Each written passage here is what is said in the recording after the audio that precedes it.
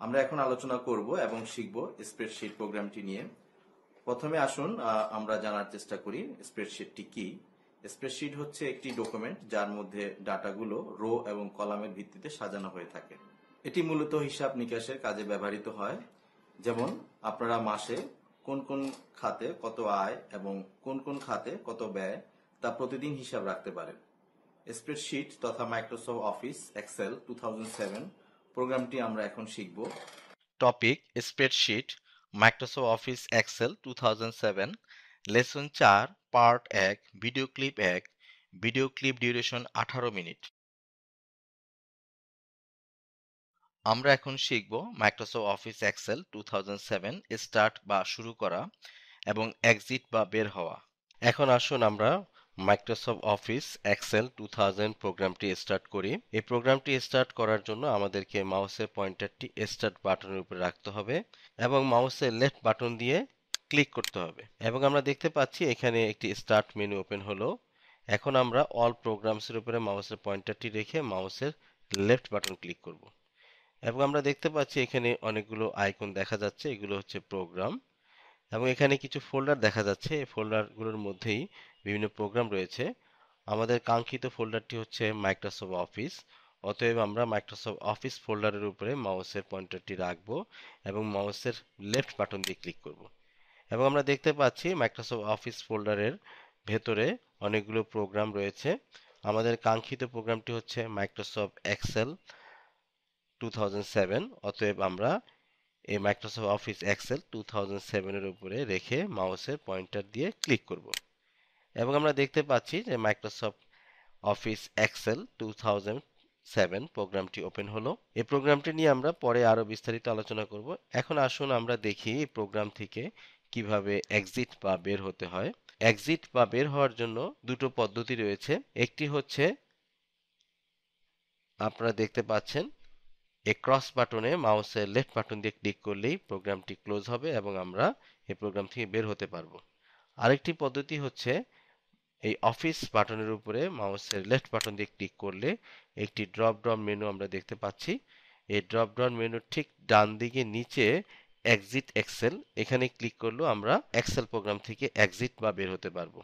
তাহলে আসুন আমরা অফিস বাটনের আন্ডারে এই বাটনের উপরে মাউসের লেফট বাটন ক্লিক করি এবং আমরা দেখতে পাচ্ছি এক্সেল প্রোগ্রামটি ক্লোজ হলো এবং আমরা মাইক্রোসফট উইন্ডোজ 7 ডেস্কটপ এনভায়রনমেন্টে ফিরে এসেছি।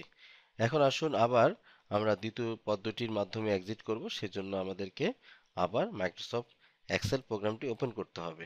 ওপেন করার জন্য আমরা স্টার্ট বাটনে ক্লিক করব, তারপর অল প্রোগ্রামসে ক্লিক করব, এরপর হচ্ছে মাইক্রোসফট অফিস এবং অফিসের আন্ডারে মাইক্রোসফট অফিস এক্সেল 2007 এর উপরে মাউসের লেফট বাটন ক্লিক করব। আমরা মাইক্রোসফট এক্সেল প্রোগ্রামটি ওপেন করলাম।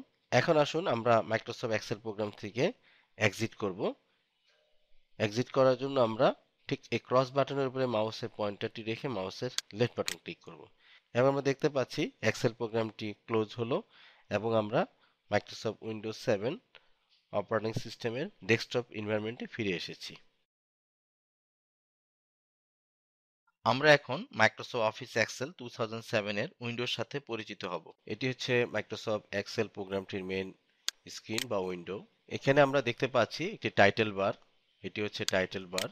এই টাইটেল বারের এখানে আমরা দেখতে পাচ্ছি বুক 1, এটি হচ্ছে এই ডকুমেন্টের নাম বুক 1 এবং ডান দিকের এই অংশটা হচ্ছে প্রোগ্রামের নাম, অর্থাৎ এই প্রোগ্রামটি হচ্ছে মাইক্রোসফট এক্সেল। এবং এই টাইটেল বারের ডান দিকে আমরা তিনটি বাটন দেখতে পাচ্ছি। এটি হচ্ছে মিনিমাইজ বাটন, অর্থাৎ আমরা যখন এখানে মাউসের লেফট পয়েন্টার দিয়ে ক্লিক করব তখন এটি মিনিমাইজ হয়ে টাস্কবারে চলে এসছে। আবার আমরা যখন ঠিক এই প্রোগ্রামটির উপর মাউসের পয়েন্টারটি দিয়ে ক্লিক করব তখন এটি আবার এক্সপ্যান্ড হচ্ছে। এভাবে আমরা মিনিমাইজ এবং ম্যাক্সিমাইজ অথবা এক্সপ্যান্ড করতে পারি। এটি হচ্ছে রিস্টোর এবং ম্যাক্সিমাইজ বাটন, অর্থাৎ আমি এখন এখানে যদি ক্লিক করি তাহলে এটি ঠিক ছোট হবে, অর্থাৎ উইন্ডোটি এখন ছোট হলো। এখন আবার এখানে আমি যদি ক্লিক করি তাহলে এটি ম্যাক্সিমাইজ হবে, অর্থাৎ এটি এক্সপ্যান্ড হচ্ছে। এটি হচ্ছে ক্লোজ বাটন, এখানে আমরা ক্লিক করলে প্রোগ্রামটি ক্লোজ হবে। টাইটেল বারের বাঁ দিকের এই টুলসটিকে বলা হয় কুইক অ্যাক্সেস টুলস। এখানে আমরা দেখতে পাচ্ছি তিনটি বাটন বা আইকন রয়েছে, এই বাটনগুলো আমরা খুব কুইক ব্যবহার করতে পারি। যেমন এটি হচ্ছে সেভ বাটন, এগুলো আনডু, রিডু, এগুলো আমরা পরবর্তীতে দেখব। এই কুইক অ্যাক্সেস টুলসের এই পাশে দেখা যাচ্ছে এটি হচ্ছে অফিস বাটন। এখানে ক্লিক করলে আমরা একটি ড্রপ ডাউন মেনু দেখতে পাচ্ছি এবং এই ড্রপ ডাউন মেনুর মধ্যে অনেকগুলো ফাংশন আমরা দেখতে পাচ্ছি, এগুলোর ব্যবহার আমরা পরবর্তীতে দেখব। টাইটেল বারের ঠিক নিচে একটি বার দেখতে পাচ্ছি, এটি হচ্ছে মেনু বার। এখানে আমরা দেখতে পাচ্ছি অনেকগুলো মেনু, যেমন এখানে হোম মেনু, ইনসার্ট মেনু। এই মেনুগুলোর উপরে মাউসের পয়েন্টারটি দিয়ে ক্লিক করলেই সেই মেনুর আন্ডারে অনেকগুলো টুলস আমরা দেখতে পাচ্ছি। এই টুলসগুলো ব্যবহার করে আমরা আসলে এক্সেল ওয়ার্কশিটটি ব্যবহার করব। টুলবারের ঠিক নিচের এই অংশটাকে বলা হয় নেম বক্স, অর্থাৎ আমাদের এই পয়েন্টারটি, অর্থাৎ মাউসের পয়েন্টারটি যেখানে থাকছে ঠিক সেই অ্যাড্রেসটি সেখানে দেখাচ্ছে। যেমন ধরুন এখন আমি মাউসের পয়েন্টারটি ঠিক রেখেছি বি কলামের 2 নাম্বার রোতে, অতএব সেখানে দেখাচ্ছে B2। অতএব এটি হচ্ছে নেম বক্স, অর্থাৎ আমাদের পয়েন্টারটি যেখানে থাকবে ঠিক তার অ্যাড্রেসটি এখানে দেখা যাবে। এটি হচ্ছে ফাংশন বার। আমরা যখন sum, maximum, minimum, average, standard deviation এই ধরনের ক্যালকুলেশন করব, তখন আমরা এই বারটিকে ব্যবহার করব। এটি হচ্ছে ওয়ার্কশিট, যেখানে আমরা আসলে হিসাবগুলো করব। একটি ওয়ার্কশিট কলাম এবং রো এর সমন্বয় হয়ে থাকে। আমরা এখানে দেখতে পাচ্ছি যে এখানে অনেকগুলো কলাম রয়েছে এবং নিচে অনেকগুলো রো রয়েছে। ওয়ার্কশিটের ঠিক নিচে আমরা এখানে দেখতে পাচ্ছি 3টি শীট। এটি হচ্ছে শীট 1, এটি শীট 2। আমরা এখানে ক্লিক করলেই শীটগুলোতে আমরা খুব সহজেই সুইচ করতে পারি এবং অনেকগুলো শীট মিলেই একটি ওয়ার্কবুক হয়, সেজন্য এই ডকুমেন্টটির নাম হয়েছে বুক 1। এখানে আমাদের যদি আরো শীটের প্রয়োজন হয় তাহলে আমরা এখানে মাউসের লেফট বাটন দিয়ে ক্লিক করলেই একটি একটি করে শীট ক্রিয়েট হতে থাকবে। আমরা এখানে দেখতে পাচ্ছি যে শীট ক্রিয়েট হচ্ছে। এইভাবে করে আমরা এখানে শীটগুলো ক্রিয়েট করতে পারি। এটি হচ্ছে, এখানে আমরা দেখতে পাচ্ছি এখানে অনেকগুলো শীট, অর্থাৎ শীট 16, অর্থাৎ এখানে 16টি শীট রয়েছে। এখন আমরা 1 নাম্বার শীটে যেতে হলে ঠিক এই বাটনটিতে ক্লিক করব। আমরা দেখতে পাচ্ছি 1 নাম্বার শীট। আবার এখানে আমরা 11 পর্যন্ত দেখতে পাচ্ছি। আমরা যদি এই বাটনটিতে ক্লিক করি তাহলে আমরা ঠিক লাস্ট শীটে যেতে পারবো। আর এটি হচ্ছে ঠিক এখন আমাদের যে শীটটি অ্যাক্টিভ রয়েছে তার আগের শীটে মুভ করার জন্য। এটি হচ্ছে পরের শীটটি দেখার জন্য। এটি হচ্ছে হরিজন্টাল স্ক্রল বার, অর্থাৎ আমরা এখানে দেখতে পাচ্ছি এস পর্যন্ত, কিন্তু এর পরেও অনেকগুলো কলাম রয়েছে, সেগুলো দেখার জন্য আমাদেরকে স্ক্রল বার ধরে আমরা এদিকে যেতে পারি এবং এখানে আমরা রাইট বাটন ক্লিক করলেই আমরা পরবর্তী কলামগুলো দেখতে পাবো।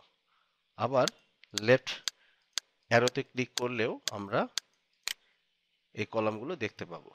ঠিক একইভাবে এটি হচ্ছে হরিজন্টাল বার, অর্থাৎ আমরা এখানে 23 পর্যন্ত দেখতে পাচ্ছি রো, কিন্তু নিচে আরো রো রয়েছে, সেগুলো দেখার জন্য আমরা এখানে মাউসের লেফট বাটন দিয়ে ক্লিক করলে এটি পর্যায়ক্রমে নিচে চলে যাবে। আবার ঠিক উপরে যেতে হলে আমাদেরকে আপ অ্যারো বাটনটির উপরে মাউসের লেফট বাটন ক্লিক করলে আমরা ঠিক আগের অবস্থায় চলে এসেছি, অর্থাৎ উপরে চলে এসেছি। এটি হচ্ছে নর্মাল ভিউ, অর্থাৎ আমরা এখন নর্মাল ভিউতে আছি। এটি হচ্ছে পেজ লেআউট ভিউ, অর্থাৎ আমরা যখন এখানে ক্লিক করছি তখন এই ওয়ার্কশিটগুলোকে সে ভেঙে এক একটি পেজে রূপান্তরিত করেছে। আমরা আবার এখানে ক্লিক করলে এটা নর্মাল ভিউতে হবে। এটি হচ্ছে জুম কন্ট্রোল, অর্থাৎ ডকুমেন্টটিকে বড় করে, দেখুন এখানে বড় করে দেখা যাচ্ছে, আবার এই মাইনাস বাটনে ক্লিক করলে এটি ছোট হচ্ছে। তাহলে এই উইন্ডোটি ব্যবহার করে আমরা এক্সেল প্রোগ্রামটি খুব সহজেই ব্যবহার করতে পারবো। আমরা এখন শিখব মাইক্রোসফট অফিস এক্সেল 2007 এর মাধ্যমে একটি নতুন ফাইল তৈরি করা। প্রথমে আমরা প্রোগ্রামটি স্টার্ট করব। স্টার্ট করার জন্য আমাদেরকে স্টার্ট বাটনের উপরে মাউসের পয়েন্টারটি রেখে মাউসের লেফট বাটন ক্লিক করতে হবে। এরপর আমরা অল প্রোগ্রামসে ক্লিক করব এবং অল প্রোগ্রামসের আন্ডারে আমরা দেখতে পাচ্ছি মাইক্রোসফট অফিস ফোল্ডার। এখন এই ফোল্ডারটির উপরে মাউসের পয়েন্টারটি দিয়ে ক্লিক করব এবং আমরা দেখতে পাচ্ছি এখানে অনেকগুলো প্রোগ্রাম। আমাদের কাঙ্ক্ষিত প্রোগ্রামটি হচ্ছে মাইক্রোসফট অফিস এক্সেল 2007। এখন এর উপরে মাউসের পয়েন্টারটি রেখে মাউসের লেফট বাটনটি ক্লিক করব এবং আমরা দেখতে পাচ্ছি যে এক্সেল প্রোগ্রামটি ওপেন হলো এবং এখানে এক্সেল প্রোগ্রামটি ওপেন হওয়ার সাথে সাথে সে নিজে একটি ডকুমেন্ট তৈরি করে নিল, সেটি হচ্ছে বুক 1।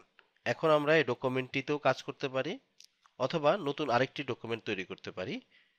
নতুন কোনো ডকুমেন্ট তৈরি করার জন্য আমাদেরকে প্রথমে অফিস বাটনে মাউসের লেফট বাটন দিয়ে ক্লিক করতে হবে এবং আমরা এখানে দেখতে পাচ্ছি অনেকগুলো ফাংশন।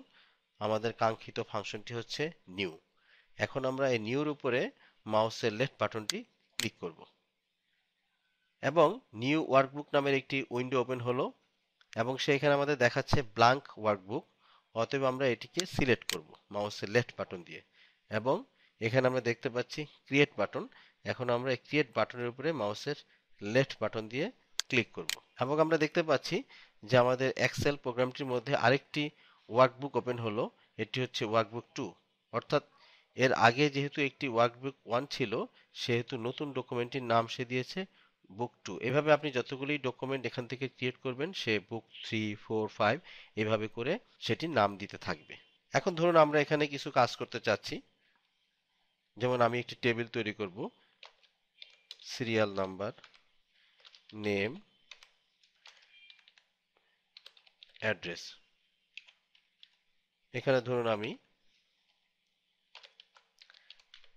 হারুন নাম লিখলাম।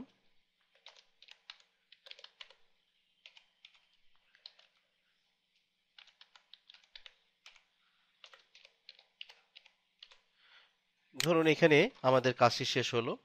এখন এই ডকুমেন্টটি সেভ করার প্রয়োজন হবে। সেভ করতে হলে আমাদেরকে অফিস বাটনে ক্লিক করতে হবে। অতএব আমরা অফিস বাটনের উপরে মাউসের লেফট বাটনটি দিয়ে ক্লিক করব এবং আমরা দেখতে পাচ্ছি ড্রপ ডাউন মেনুটি ওপেন হলো এবং এখান থেকে আমরা এখন নতুন একটি ফাংশন, সেটি হচ্ছে সেভ। সেভের উপরে মাউসের লেফট বাটন দিয়ে ক্লিক করব এবং আমরা দেখতে পাচ্ছি এখানে সেভ অ্যাজ নামে একটি উইন্ডো ওপেন হলো এবং আমরা এর আগে উইন্ডোজ এক্সপ্লোরারের মাধ্যমে আমরা লাইব্রেরির আন্ডারে কিছু ফোল্ডার করেছিলাম। এখন আমরা সেই ফোল্ডারগুলো দেখতে পাচ্ছি। ধরুন আমাদের ফোল্ডারটি হচ্ছে এক্সেল। যেহেতু এটি এক্সেল রিলেটেড ফাইল, অতএব আমরা এক্সেল ফোল্ডারের মধ্যেই ফাইলটি রাখব। তার আগে আমাদেরকে এখানে এই ফাইলের একটি নাম দিতে হবে। এখানে সে নিজে নিয়ে এসছে বুক 2, অর্থাৎ আমাদের ডকুমেন্ট নাম হচ্ছে বুক 2, কিন্তু আমরা চাচ্ছি যে এটি আমরা একটা নতুন নাম দিব। ধরুন এটি একটি আমরা নাম দিতে পারি যে ডাইরেক্টরি। দেখুন এখানে আমি কিবোর্ড দিয়ে টাইপ করেছি ডাইরেক্টরি। এখন আমাদেরকে এক্সেল ফোল্ডারের মধ্যে ডাবল ক্লিক করতে হবে, তাহলে ফোল্ডারটির মধ্যে আমরা অ্যাক্সেস করতে পারবো। আমি এখন ডাবল ক্লিক করেছি। আমরা এখানে দেখতে পাচ্ছি লাইব্রেরিজ, তার আন্ডারে ডকুমেন্ট, তার আন্ডারে এক্সেল এবং এই ফাইলটি অর্থাৎ ডাইরেক্টরি ফাইলটি এখন এক্সেল ফোল্ডারের মধ্যে সেভ হবে। এখন আসুন আমরা সেভ বাটনের উপরে মাউসের লেফট বাটন দিয়ে ক্লিক করি এবং আমরা দেখতে পাচ্ছি যে আমাদের ডকুমেন্টটি এক্সেল ফোল্ডারে সেভ হলো এবং এখানে আমরা দেখতে পাচ্ছি আমাদের বুক 2 যে নামটি ছিল সেটির উপরে রিপ্লেস হয়ে এখন ডাইরেক্টরি হলো, অর্থাৎ এটি হচ্ছে আমাদের নতুন নাম। এভাবে করে আমরা একটি ডকুমেন্ট ওপেন করে তার মধ্যে কিছু কাজ করে একটি নাম দিয়ে সেভ করে নিয়ম অনুযায়ী আমরা এক্সিট করতে পারি।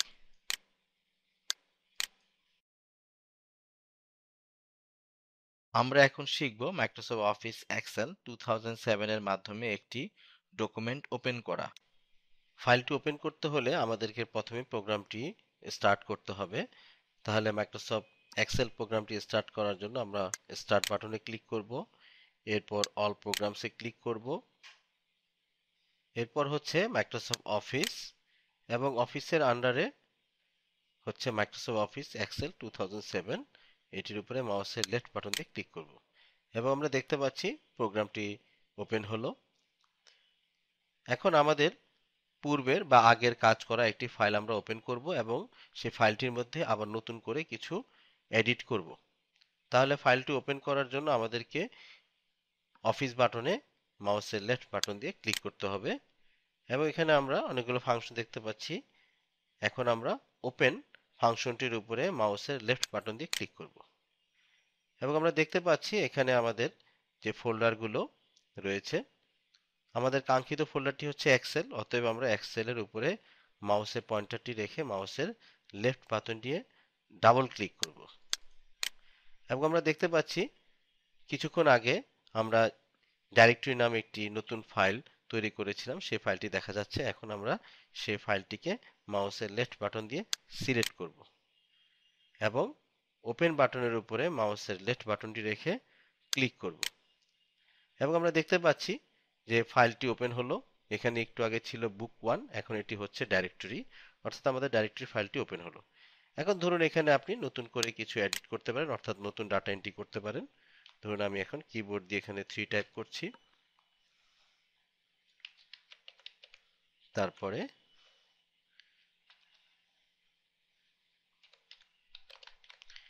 ধরুন এখানে আমাদের কাজ শেষ হলো। এখন নতুন কাজ করার পরে ফাইলটিকে সেভ করার প্রয়োজন হবে, তবে এই ক্ষেত্রে ফাইলের নাম আর দেওয়ার প্রয়োজন হবে না, কারণ ফাইলের নাম একবারই দিতে হয়। সেভ করার জন্য আমরা অফিস বাটন থেকে সেভ বাটনে ক্লিক করতে পারি, অথবা এই কুইক অ্যাক্সেস টুলস বাটন থেকে এখানেও আমরা ক্লিক করতে পারি। আমি এখানে সেভ বাটনের উপরে ক্লিক করছি এবং এই ফাইলটি সেভ হলো এবং নিয়ম অনুযায়ী আমরা ক্রস বাটন থেকে বের হতে পারি।